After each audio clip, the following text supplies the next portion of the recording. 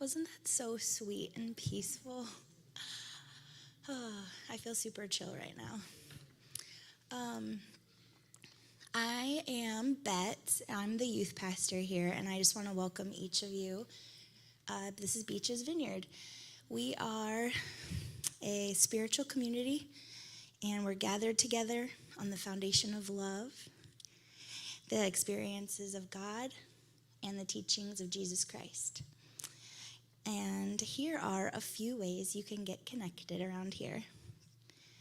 Tomorrow and Wednesday at 5:30, we have our movement class across the hall in the dock. And every Thursday at 5:45 is Ecstatic Dance with Blakely Stein. And there is a $15 suggested donation for that class. And this Saturday, there is a group sound bath, September 2nd at 6 p.m. with Corey Kilgannon. There's a $20 suggested donation. Please bring a blanket or a mat, and you can register and pay online with a QR code, or on the screen with a QR code that my hubby, that they don't have. Oh, there it is. Okay, right there. Thank you. And up next, we have a movie matinee for the unhoused on Sunday, September 10th from 2 to 5. Volunteers are needed to help serve popcorn and sodas to our friends in the unhoused community who would benefit greatly from some air conditioning, getting out of the heat and just being loved on for a few hours. So you can register to volunteer, right, online on that QR code. And then we have our restorative rhythms that normally is the first Monday of every month, but in consideration of the holiday, we're scheduling it for the next Monday on September 11th. So you can stay in the loop by signing up for our newsletter with this QR code that my husband's going to put up next. So yeah, I don't think that's it. Is it? Okay. That's it. That's it. Yay, that's the one. Good job, everybody. So people often ask how they can help. And first of all, this community is funded exclusively through our donations. Summers are always the most lean for churches, and in regards to giving and attendance, people are traveling. But we have a praise. We are making it. We're making it because of your giving. So thank you. Thank you for giving as you can. We're hovering around the 2/3 funded mark, and we are sensing an increase as the weather cools down and people come home and start getting back into their regular rhythm. And something to remember is grapevines blossom and fruit early September. And we're a vineyard, so... But yes, just please remember to give as you're able. And secondly, if you want to help get the word out, that would be amazing too. We have a an information center at the beginning of the hallway with little cards that would make great invitations for you to invite your friends, neighbors, family members. Also, if you happen to be on social media, if you're into that sort of thing, we have an Instagram page and a Facebook. So if you're into that, do the like, share, follow, all the things. And then lastly, if you're in middle school or high school, I would like to dismiss you. Or if you're a volunteer with the middle school and high school and you want to come hang out with us, we're going to be across the hall in the youth room. There they go. All right. So chat amongst yourselves for a minute. Thank you.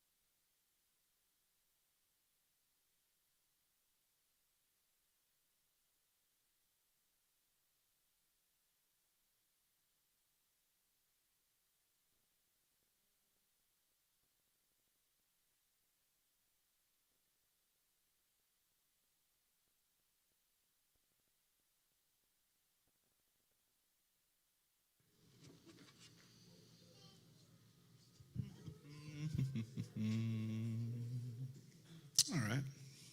You guys are all business today, huh? Let's just keep moving. Well, good morning. How is everybody? Yeah, I'm good. How was your weekend? What'd you do? Just trying to prime the pump. No, seriously, somebody share something. Oh, yeah, football game. Poetry. Oh, yeah, that's right. Yeah, last night we had our first of what we hope to be many little poetry song shares across the street in the Film and Family Room. And it was lovely. It was a lovely night. Felt very emotionally vulnerable. So hope you guys can join us next time we do one of those. What else? How's your weekend been? Dancing? Dancing at Mambo's. Sweet. Oh, that's cool. That's cool. Surfing. Yeah. What's it again? Biofield tuning session. That's interesting. How you feeling? I gotta say, your biofield looks really sweet from up here right now.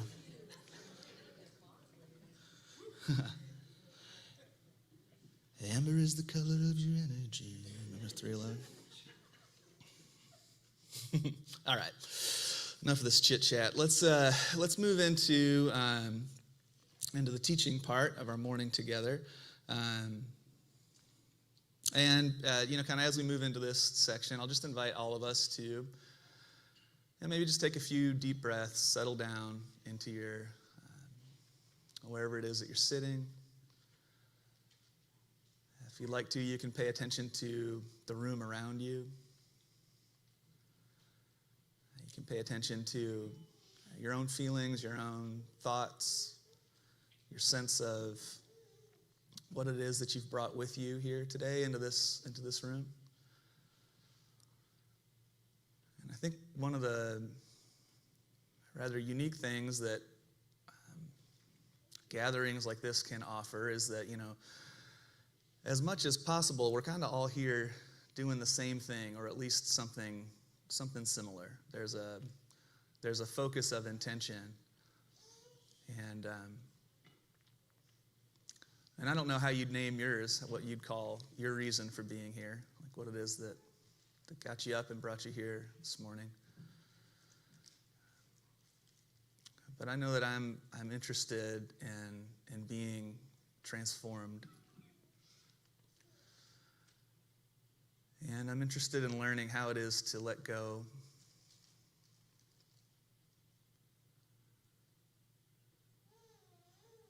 To move into a place, to stabilize in a place of love, where it isn't that love is the absence of fear, it's that love is the field that contains everything else we experience. God is love, and it's all happening within God. And when Jesus prayed for us, he prayed that we would be in him as he is in God, as God is in us, that we would come to know and to experience the stabilizing presence of the Holy Spirit within us as the voice of love that guides us home, always home.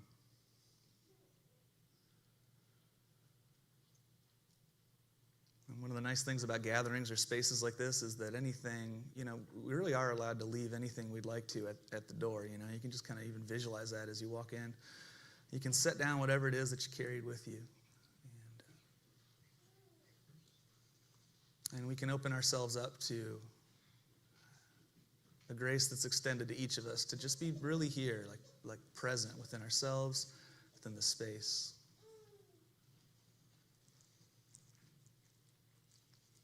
So let's take a couple deep breaths, if you'd like, and then we'll begin the teaching.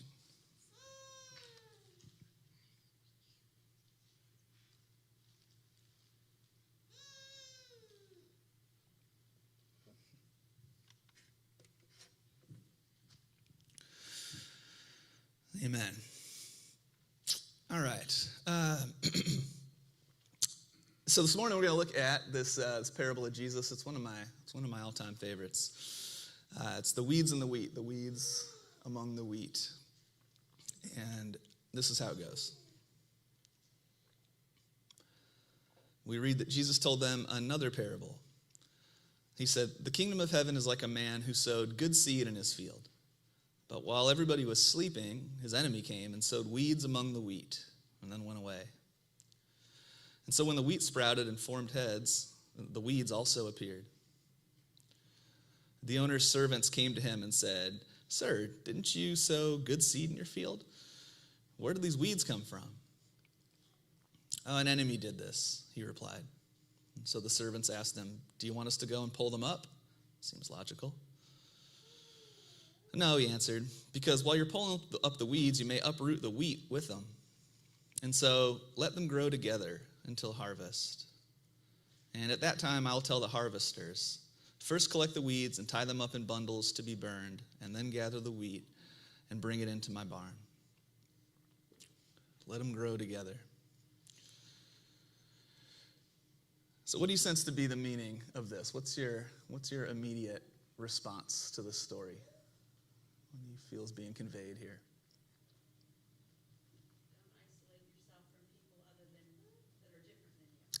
Don't isolate yourself from people who are different than you.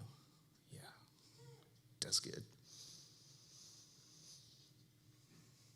Isn't the internet funny? It's simultaneously brought us more in contact with each other and further apart. Like, it's a very odd experience there.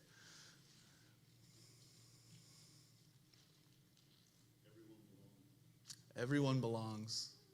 Everyone belongs. Let God do the judging. Yeah, that's good.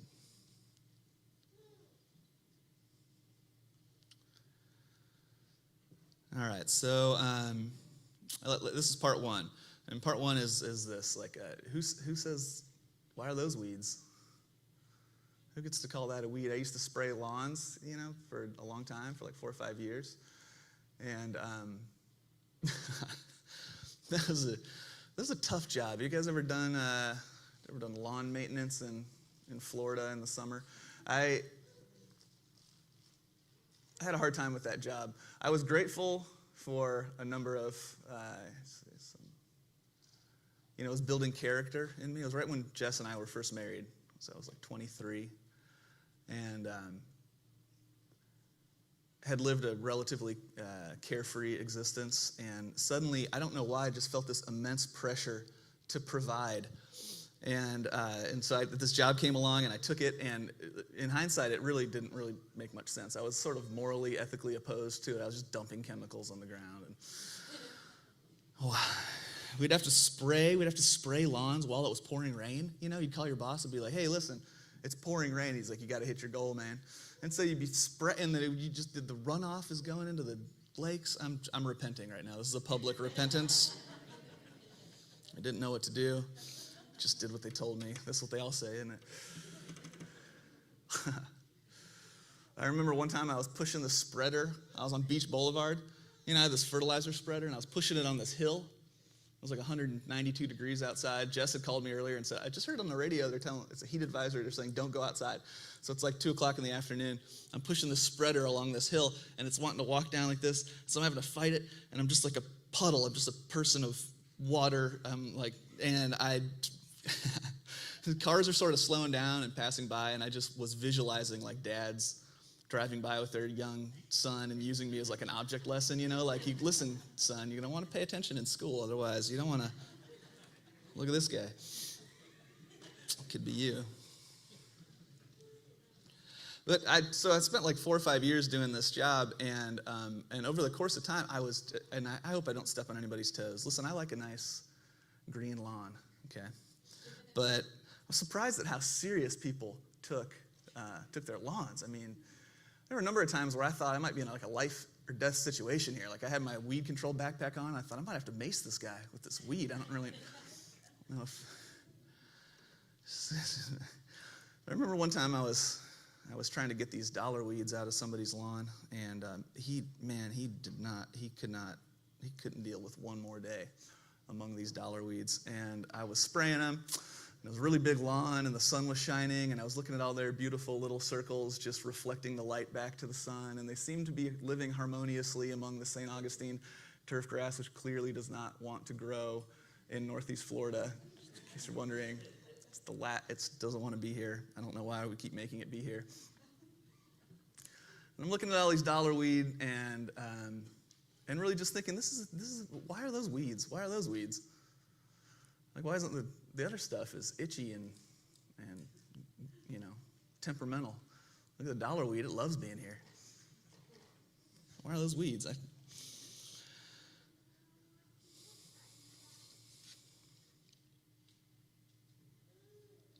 This word weed comes from this Proto-Germanic word, which sounds just like a weed. And it means herb or fern, and basically what it describes is any plant that's unwanted at the place where and at the time when it's growing. This is really funny. It's a broad term. It's completely subjective. There's nothing objective about it. Except that we've culturally agreed that we do not want this, that, or the other here. It can be an invasive species. Some of it can take over the garden, obviously. But before we came up with these neat rows and organizational methods and gardening techniques, and they were just all plants. They were just plants, and they grew together.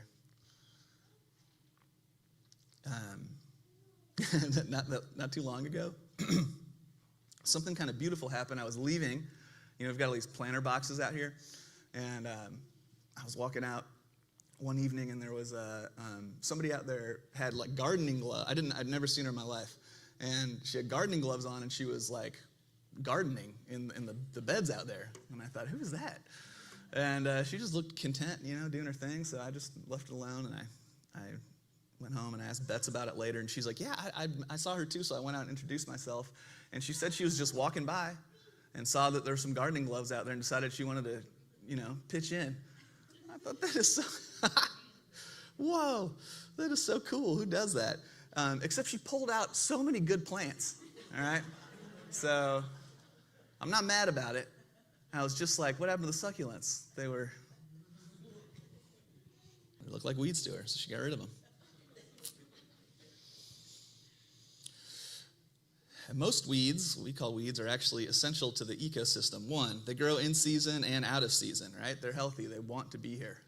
Unlike the stuff that we want to grow, they want to be here. And so they're here year-round, some variety of them. So they're, pollinators.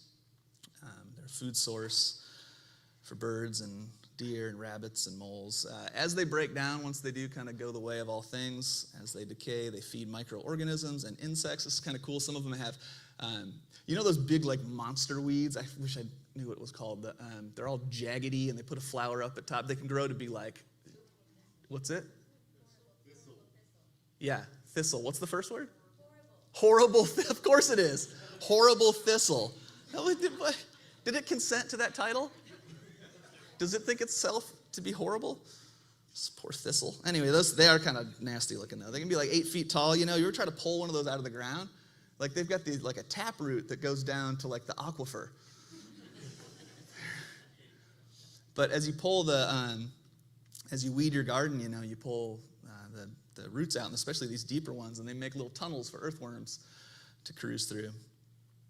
And the more microorganisms and worms you have in your garden, the healthier the soil is, even if that makes you feel like you have a failed garden.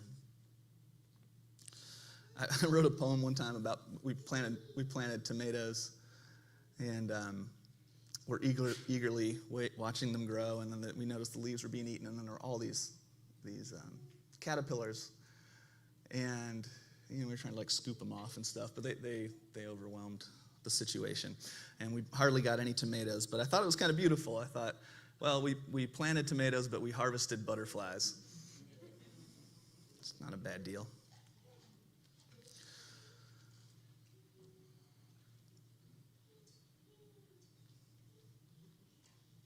So what's this mean? It means that it's only our perspective that makes a plant a nuisance or an indicator of a healthy and blossoming life.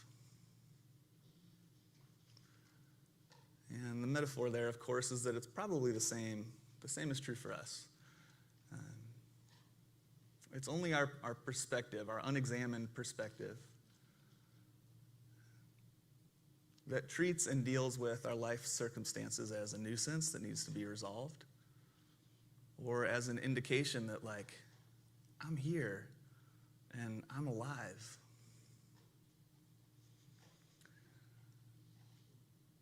Even last night was helping our boys go to bed, and they had a friend over. And they were all laughing in the room, but it was like 10:45, and I attempted like a lights out situation like 16 times. My worst nightmare was coming true, and it's this feeling I always have where it's like the strongest, most direct command I can muster is generally received as like a suggestion, Man, that is a direct order.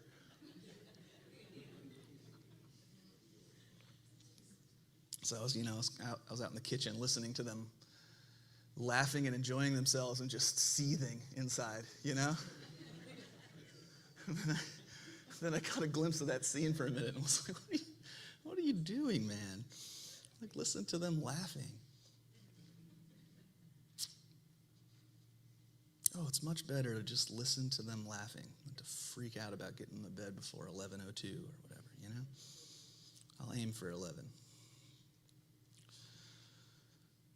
Dandelions is a French word, dent de lion, which means lion-toothed. At one point, somebody looked at a dandelion and thought that their little yellow petals looked like a lion's tooth. I love that. They named it a dandelion.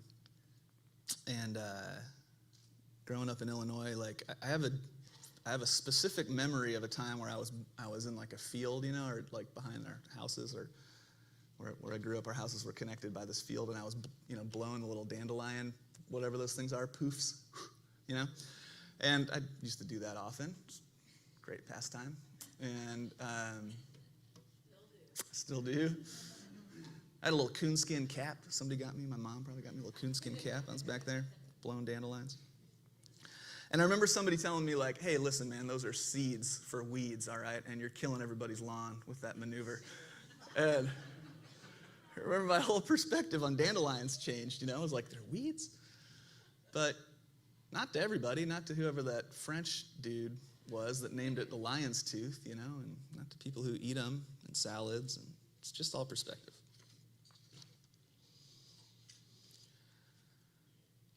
And not always. A lot of the time it feels like our perspective is choosing us more than we're choosing our perspective, But then there are moments where that sort of lifts and we can see that there's an opportunity to change the way that we're viewing or experiencing a situation. That isn't always there, but the more attuned we are to this free will thing, the fact that the one thing we can actually change is how we are seeing, perceiving, and experiencing a situation. Most of our energy is kind of here on the outside of our bodies, and so it wants to go to fixing, controlling, labeling, condemning, supporting the situation. But, it doesn't take long to realize that most of what we consider to be like control we have in our own lives is like just an illusion.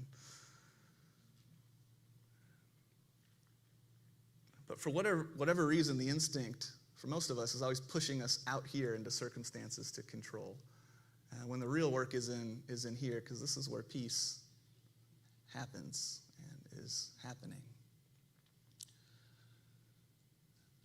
And St. Paul said, do you not realize that your body is a temple of the Holy Spirit who dwells in you?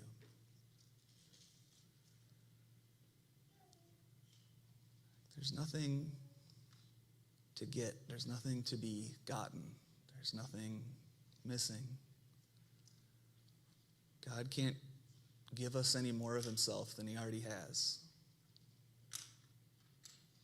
It's all here already. And every situation, circumstance, moment, person presents an opportunity to remind us to come home and to do our listening from here.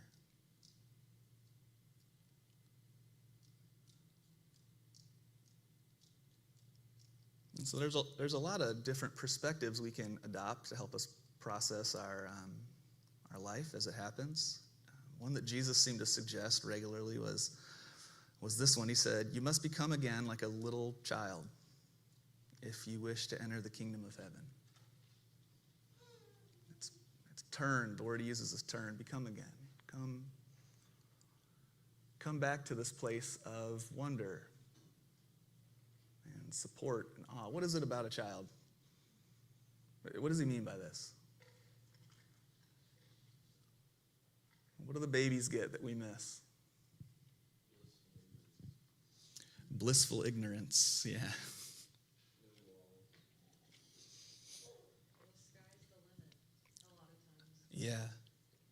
Yeah, the sky's the limit. There's nothing but time. It's all stretching out, right?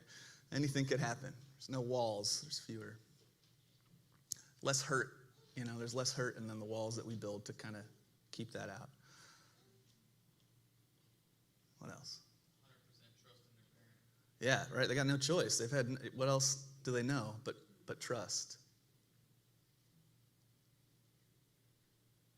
What else? Wonder.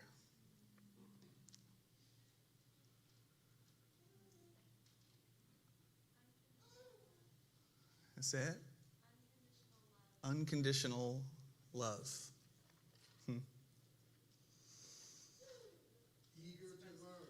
Eager to learn. Beginner's mind. They freely express what they're actually feeling.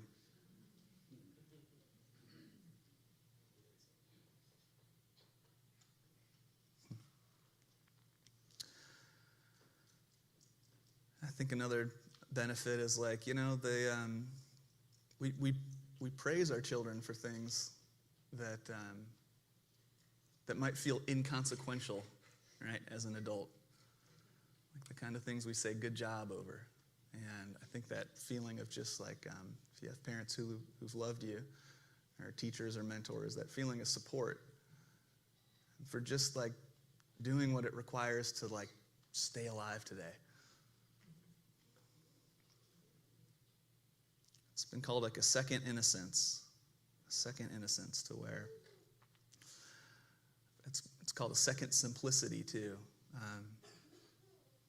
This return to a way of seeing that isn't blissful ignorance. We've seen enough, and we've come to know enough to go a while thinking that we've figured something out, and then something comes along and scrambles us up good enough to remind us that we actually don't know anything, really. And then there's the point in life where we turn to bitterness and maintenance, try to at least keep this part. Or this return to innocence, to trust, the second simplicity. There's a Desert Father story where one of the wise monks is teaching a novice about the way that perception works, and he says, first, when you were born, you saw a tree and you recognized it as a tree, and then you saw a tree and you saw that it contained life itself. And then you saw a tree and realized that it's a tree. It's just calm down. It's okay. So when we turn off the label maker and we look again at our situations, when we look at the people in our lives, when we look at ourselves, without the label maker, without the snap judgments, categories, it becomes more and more clear is that every one of us is made by God, is held by God, is loved by God, and is somehow exactly where we're meant to be. Somehow.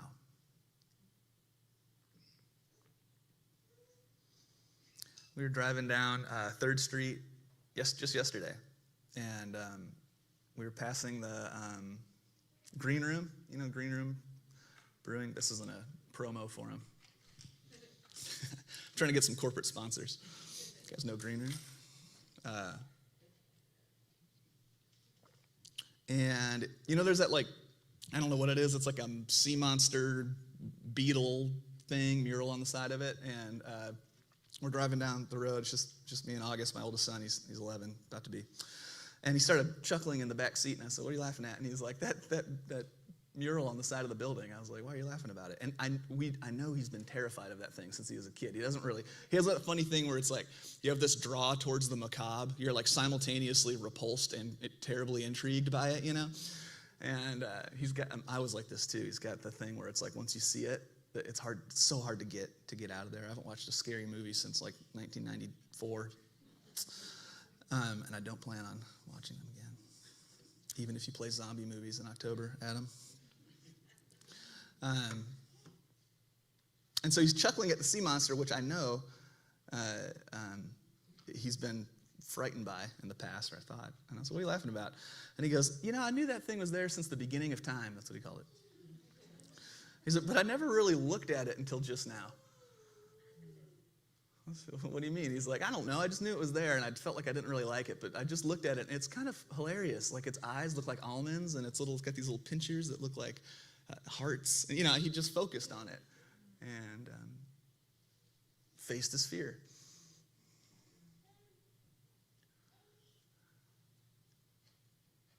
And some of the things that terrify us are terrifying. And most of the things that terrify us, if we would take the time to look at them, we'd see they're like those wiggly men on the side of the road, It's all air and movement and shadow and very little substance.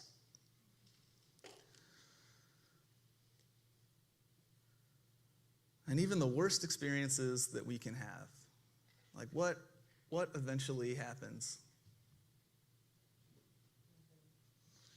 Like the parade packs up and moves out of town. I had this really profound experience in prayer one time. This was years ago. I haven't thought about this in a while. But my mind, this is probably 15 years ago. And some people were praying for me, and the thing I wanted prayer about was that my mind was like chaos. I was like, man, it will never settle down. It's constantly barraging me with like Batman comics I read in 1986, and just like fluff, and it's too much. And so people are praying for me, and I could feel it. It was a pretty profound spiritual experience, and at the very end of it, I could see in my mind it was like a field. It was this big, huge, open field. But it wasn't a beautiful field. It was like trampled. It had been, it was like mostly dirt. And enter stage left Jesus. My picture of Jesus, he came walking out, and he was kind of doing his hands like this, like he just cleaned up a mess or something. And then he sort of looked towards the camera, and then I kind of came to, and I thought, what was that about? And I realized after spending some time with it, I was like, oh, that's that field. That's what the county fairgrounds look like after the fair is moved into the next town,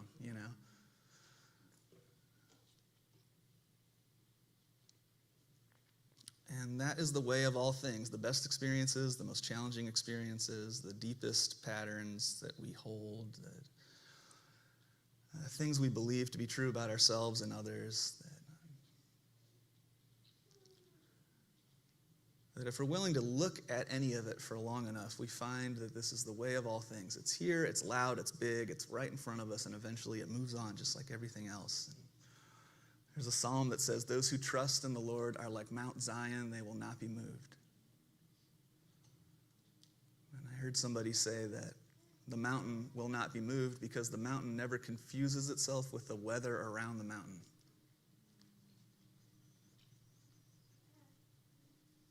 The storm clouds blow out, just like the sunny sky turns black, and it all just changes. And those who trust in the Lord are like the mountain.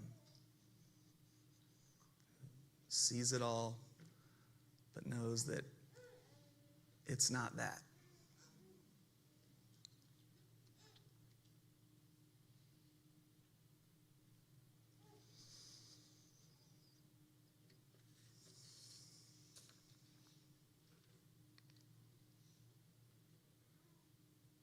I think maybe another lesson that comes into focus here is that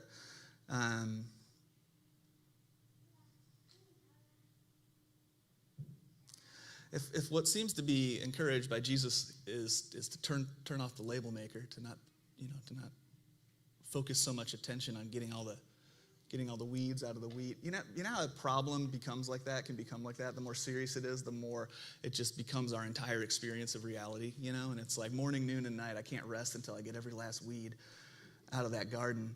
And the more weeds I pull, the more pop, this thing. It can become an obsessive tendency to perfect our lives or to address the issue or to do the right thing.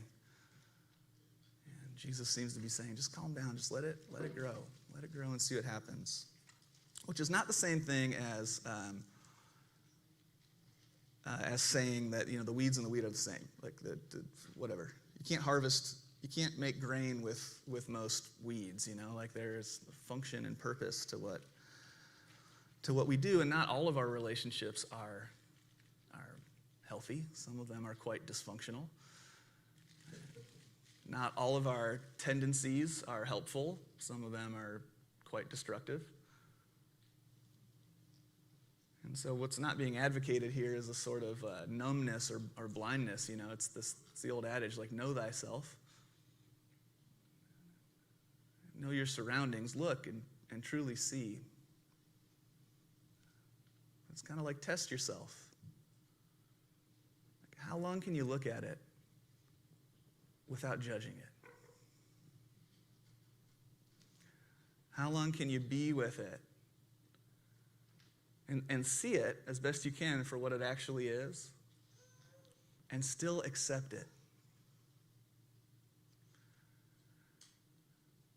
It's our acceptance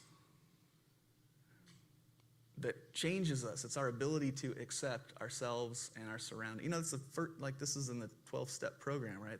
It begins here at this place of acceptance. True change starts. And other people, I remember one time somebody told me, I was like 20 years old, and I was doing, I was working at orphanages and traveling the world and going around with other 20-year-olds who were going to change the world. That's actually what our discipleship training school motto was, world changers. And it might be true still. Who knows? There's still time. But we were 20 years old, and we were getting on each other's nerves, and there was always conflict and drama. And one person was driving me particularly crazy, and an older mentor, I think he was 21 or 22 at the time, took me under his wing, and he said, dude, you should just try praying for them. Just like pray every day, just pray for them. Not pray for the solution to be resolved, not pray for a solution, not pray that God will change their black heart and they'll finally begin to see things the same way that you do, which is the right way. But just pray that they'll be blessed, and watch what happens in your heart.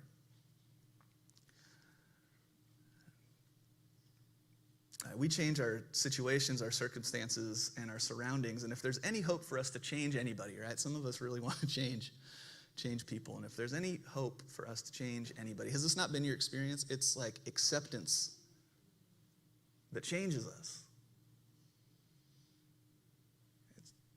It's grace that changes us. There's a verse in the Old Testament that says, it's God's kindness that leads us to repentance. It's not God's judgments that lead us to repentance. It's not my fault finding or yours that lead to true repentance. There's this thing that shifts in us when we are well aware of our flaws and mistakes and find that we're still somehow accepted by somebody, even especially if it was somebody that we wronged. You know, this shifts. This is where change begins, with acceptance. Agape love, you know, this term, the highest ideal of what love is, divine love. Do you know what agape love is? Because I didn't, and I thought I did. I was just looking into this word the other day, and I thought agape love, divine love, was just this sort of like surrendering to the flow of God, to where it's just like these spontaneous acts of kindness because, you know, we're in a place of surrender, and when we're in this place of surrender, then God can move more freely through us. But agape love actually means willful love. It's like to have fully considered the circumstances as they are and to choose to continue to love. It's an act of choice. This is Ella Wheeler Wilcox's little poem. A weed is but an unloved flower.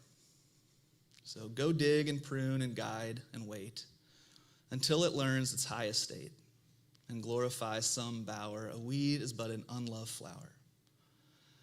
All sin is virtue unevolved. Release the angel from the clod that's dirt. Go love thy brother up to God. Behold each problem solved. All sin is virtue unevolved.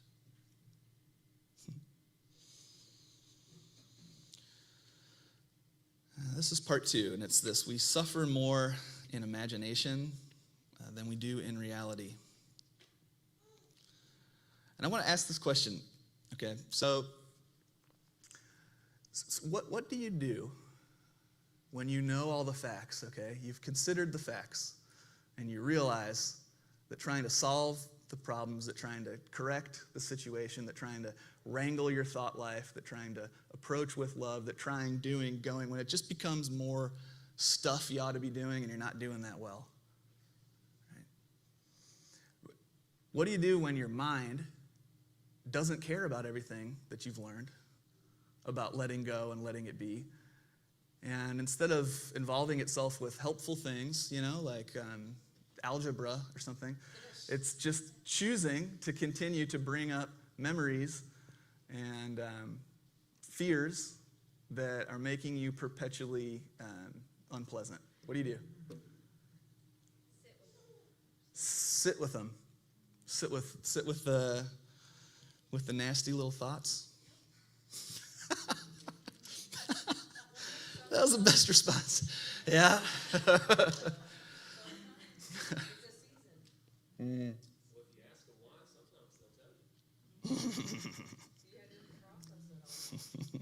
Sometimes it's a season, and the reason it's coming around isn't because your mind is being a real jerk. It's because you haven't processed, right? And there's still something here. And maybe you weren't ready to process that part yet. And now you are, so now you can. Yeah. That's like trauma response, right? Oh, wow, that's good. And what'd you say, Don? Sometimes if you ask those nasty feelings why they're there to begin with, they'll answer. Yeah, sometimes if you talk to them, they'll answer you. It's so good. Just give them a second. So don't try to don't run them out of the house. Don't treat them like unwelcome house guests. Is that what you're saying?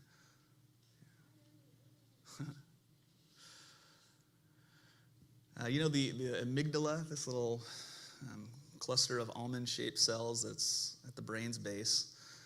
It regulates emotions, it stores memories, and it attaches to memories specific emotions. Okay, that's what the amygdala is responsible for the fight, flight, freeze response. The amygdala functions on pure instinct. It doesn't ask permission. Would you like to feel this way right now? It just happens.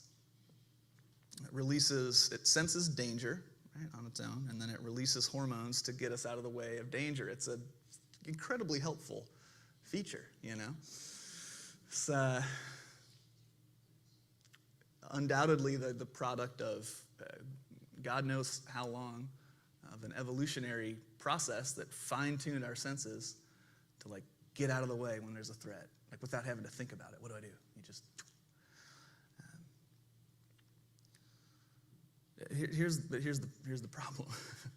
We've somehow, I feel like in future generations, like people are going to look back at the era that we're currently living in, you know, like in a couple hundred years and be like, those poor people. Like what an amazing moment of change for the human species. Like they're having to adapt to the airplane and to the internet, to exposure to the whole of human experience, right? While simultaneously living in cultures that were safer than any culture has ever been, and living with an amygdala that was still trained to spot, you know, a lion in the bush or a warring tribe on the hilltop and move. Like the response is exactly the same, but the things that stress us out are, most of us, I don't know what your days are like. But for most people, what happens is that our anxiety, our stress, our concern about the future, the bills, the this, the that, our family, our amygdala senses stress and interprets it as danger and releases the exact same hormones that it would if we were trying to get out of the way of a speeding car. This is just a biological process that we don't have control over. And so sometimes we're suffering a barrage of what ifs and oh no's and anxieties or unpleasant thoughts of the past that are stirring up this, right? And it's just simply an overactive amygdala. They call it a hijacked amygdala. So the frontal lobe of the brain, the cerebral cortex, is more logic. It's where most of our memories are actually stored. It's logical. It allows us to evaluate our emotions and then decide if that's the right one to put out at the moment, you know. Okay, all right, this is embarrassing. I'm going to tell you anyway. Not that long ago, this is a turning point in my parenting. Not that long ago, let's just say it was a long time ago. It was at least 8 years ago, all right? I've changed dramatically since then. But we were late for something and trying to get out the door, and one of my boys was having like a highly emotional response to you know, just like putting his shoes on or something. And I'm like, just put your shoes on. And this is so embarrassing. I said, would you stop being so emotional?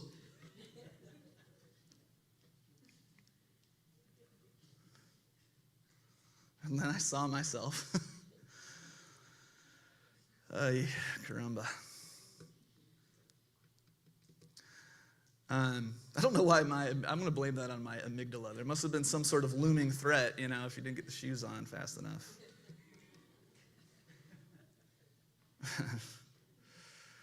The frontal lobe of the brain would comment on that situation and say, hey man, just calm down, and like help him get his shoes on. And I'd say, okay. But when the amygdala has been activated by extended periods of stress, when it isn't just an event, but it's an extended period of stress, whatever the stressor. It's a trauma response that happens. There's a hormone called cortisol that's released, and it actually covers the frontal lobe, and it takes the memories, the experience that ought to be filed as a memory up here in the frontal lobe with no emotions attached to be evaluated and then determine what emotion ought to be attached to this experience. This cortisol covers that like filing cabinet, and it makes it so that the memory, the experience, is stored in the amygdala. And it hangs out in there. And so then, when it's overactive and you're scanning your environment for threats, right?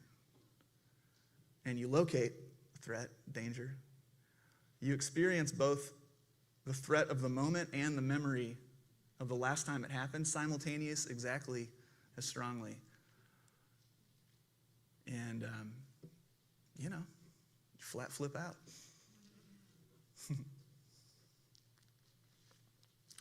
This is called hypervigilance. And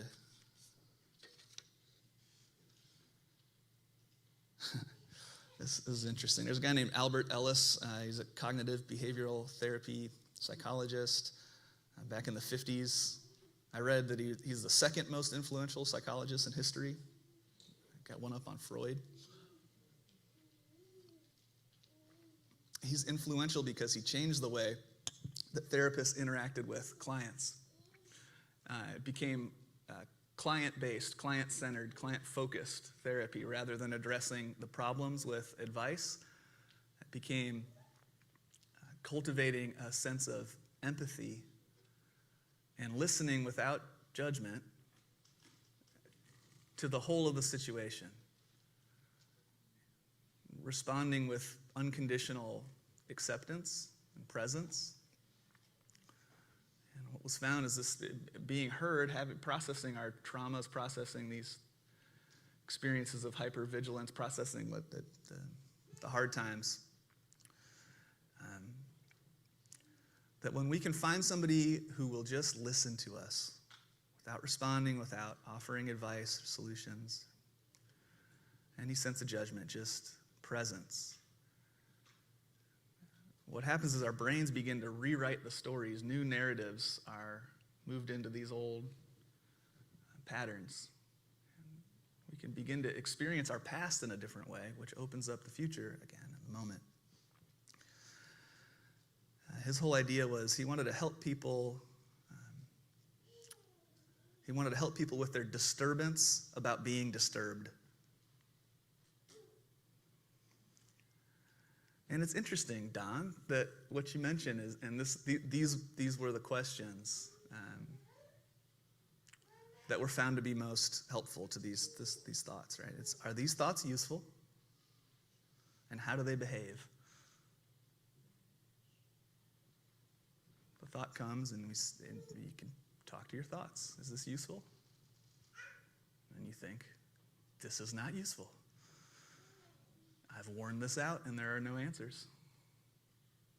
And you think, well, how does the thought behave? It's a little bit like a fascist dictator, or a spoiled child. There's another question, and it's this: who am I without these thoughts? When this thought comes and then it goes, what am I like? What are the differences? And how I'm showing up. Are these thoughts useful? How do they behave? I had somebody say to me not that long ago about a kind of challenging situation. They said, just go through it, but try to suffer it gently.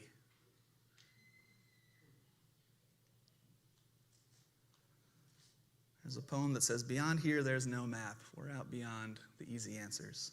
But listen, how you get there is where you'll arrive. So as best we're able, just suffer it gently. And this is the last point. So, Corey and company, if you want to start making your way up here.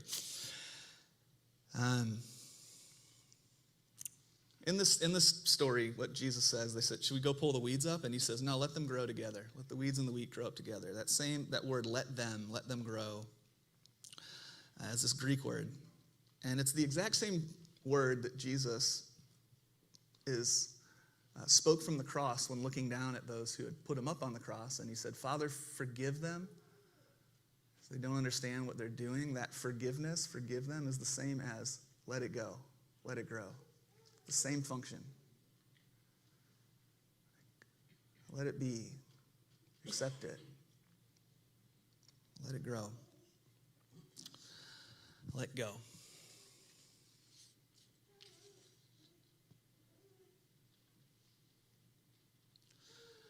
And in that difficult choice, that ongoing choice, because sometimes life just presents opportunities that show up every morning. They're waiting for us,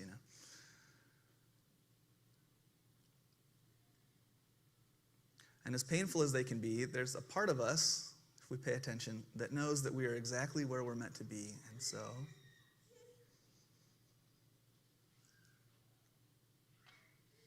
if I can suspend my judgment, if I can let it go, if I can be with it, if I can access some kind of patience, this peace that passes understanding that Paul spoke about, then every situation, person, experience, thought,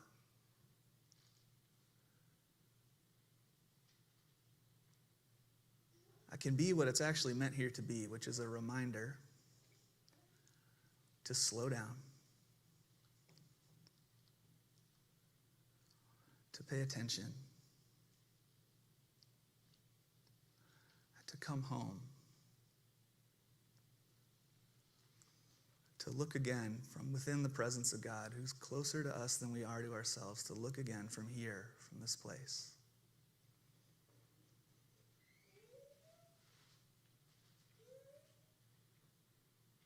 And to respond in a way that's actually useful, helpful, loving, kind,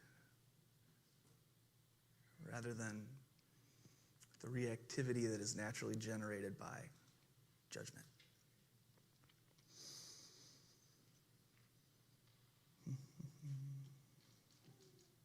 Yeah, that's good. This Richard Rohr said, forgiveness is central to Jesus' teachings.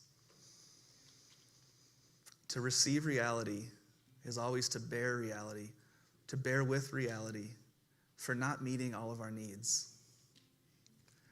To accept reality is to forgive reality for being what it is. To accept reality is to forgive reality for being what it is, almost day by day, and sometimes even hour by hour. But such a practice creates patient and humble people.